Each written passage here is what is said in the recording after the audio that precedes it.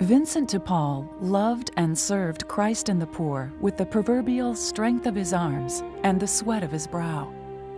This love, this charity, gradually transformed him as a young man from being a talented, ambitious, self-centered, and decidedly average priest, making him instead an unforgettable figure in his own age and someone who would be known forever to history as the Apostle of Charity. A saint who, as a brilliant organizer of resources and people, changed the world for the better by doing good and doing it well. When we discover this very human Vincent de Paul on his own terms, we'll also find we've discovered Vincent a relevant and timeless example for all, a saint for all. There was a dark side to Vincent. I think Vincent himself acknowledged that over and over again, and it wasn't just a false sense of humility. Vincent himself talks about his weaknesses. He would have black moods. He would go days without speaking.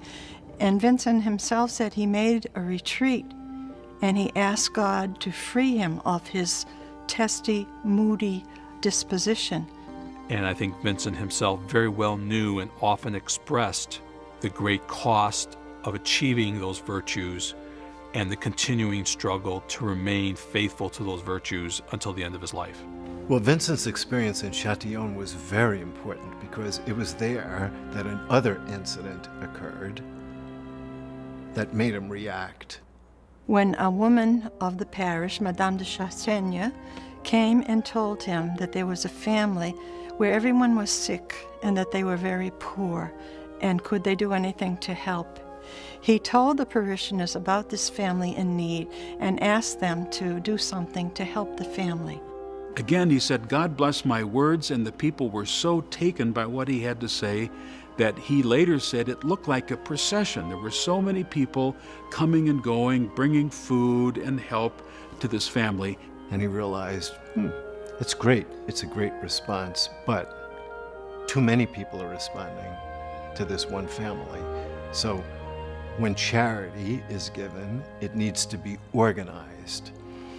And so that was the spark that made him think of organizing conferences of charity, what he called confraternities, in parishes. And he did that all over France, and that spread throughout the world. What must be done? Charity must be done. How must it be done? Collaboratively, with planning, adequate resources, professionalism, and most of all, with great love and respect for those being served. The reason I call this question as the Vincentian question, because ultimately I think it crystallizes and provides as much as you can in any single instant a proverbial tipping point in Vincent's life. Vincent, I believe, realizes that this question is his question, and that the answer to this question is his life. The answer to this question is his vocation. Because he understands the question, he's ready to believe in and understand and explore the answer. Vincent's mission would always be about much more than eloquent words preached at a safe distance from a lofty pulpit. It would be about these words made truly eloquent by resolute action, when, where, and how it was needed most.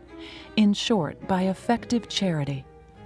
He would say that there's a missionary spirituality, and that every missionary should have 5 characteristic virtues: simplicity, humility, gentleness, mortification, and zeal. When we talk about these virtues that Vincent talks about, what I believe, first of all, we need to do is to translate them. Vincent speaks them in a 17th century idiom, in language which I don't think is particularly helpful without translation in the 21st century. I translate virtues as values. So, for example, I would say that Vincent's virtue of simplicity is accurately translated as his value of honesty.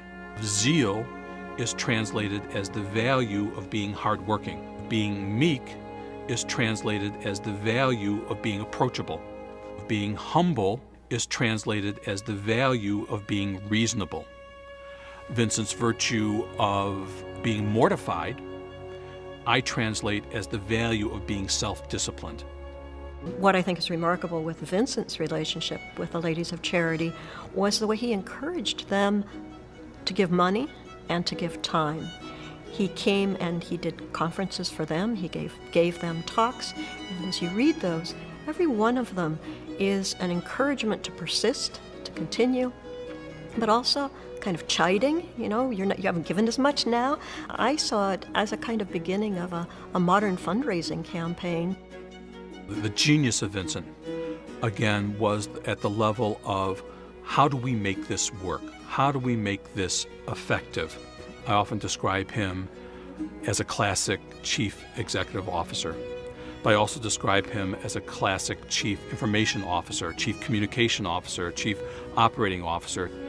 Vincent was good at all of these executive skills because he took these natural talents and put them at service of a mission. Well, I think Vincent de Paul is very much a saint for today. He's practical, he's concrete, he's effective in his service of the poor. He's very concerned that we would minister to the poor in a way that will change their lives. It has been nearly 4 centuries since Vincent walked among us. The world has changed dramatically and with increasing rapidity under the forces that govern history. The example of Vincent de Paul and of Louise de Marillac inspired each succeeding generation to ask and to answer the Vincentian question: what must be done? What must we do to serve people who are poor and to advocate for justice and systemic change against the forces that create and sustain such poverty and suffering? At the dawn of the 21st century, we know what's at stake in the world around us, and we also know who is paying the highest price for the world that we live in, and it's people who are poor. How can this Vincentian reality not just be a Catholic thing or not just be a Christian thing, but be something which can be a highest common denominator that unites Catholics and Protestants and Orthodox and Jews and Muslims and Buddhists and Hindus, agnostics and atheists, around the shared values of advocacy and service on behalf of those who are most marginalized and most abandoned. And perhaps if we can have this be our highest common denominator that begins conversations rather than ends conversations, hopefully this can become a common ground to address other critical issues facing our world today.